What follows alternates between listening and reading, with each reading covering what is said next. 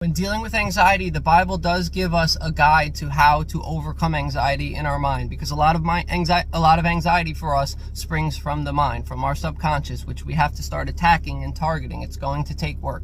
In Isaiah, God says, Isaiah 26:3, God says, "You will keep him in perfect peace whose mind is stayed on you because he trusts in you." This brings in the concept of surrendering everything over to God. Every little thing. He wants to be involved in everything. Isaiah 41:9 says, "Fear not, for I am with you. Do not be dismayed, for I am your God. I will strengthen you. Yes, I will help you." This is trust. So when we're surrendering, it has to be to someone that we actually trust. We actually have to trust that God knows what he's doing, that he wants to help us. He tells us here he desires to, and he will, but it's us turning it over and surrendering, which brings us into humility. In 1 Peter 5:6-7, it says, "Humble yourselves under the mighty hand of God, that he may exalt you in due time, casting all your cares upon him, for he cares for you." We always hear about this verse about casting your cares upon him, for he cares for you, but it starts out in verse 6 saying, in humility, bringing things to him, submitting to him, surrendering, trusting, being submissive to him, to your Father. I wish my kids would bring all of their cares upon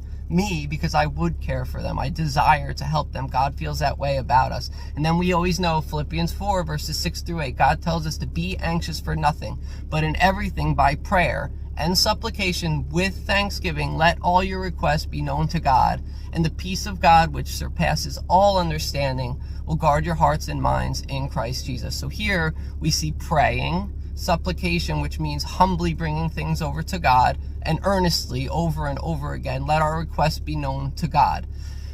Meditating is the next thing.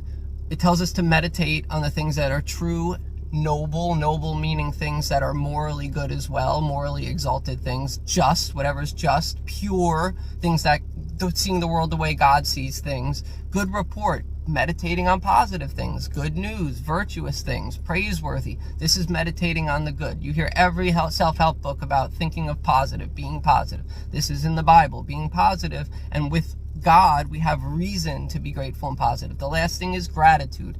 With thanksgiving is in these verses of Philippians. Being thankful actually releases a hormone in your brain called dopamine. And when someone thanks you and you accept it, it actually releases more dopamine for you. Gratitude goes back and forth both ways. Dopamine, and lasting dopamine, is the actual drug we need as humans to feel happy, to feel good, to feel strength. So we have to practice gratitude, meditating, thanksgiving is part of gratitude, praying, letting our requests be known to God in humility while trusting God and surrendering all over to him. These things take a lot of work. Put in the work and you will see a change.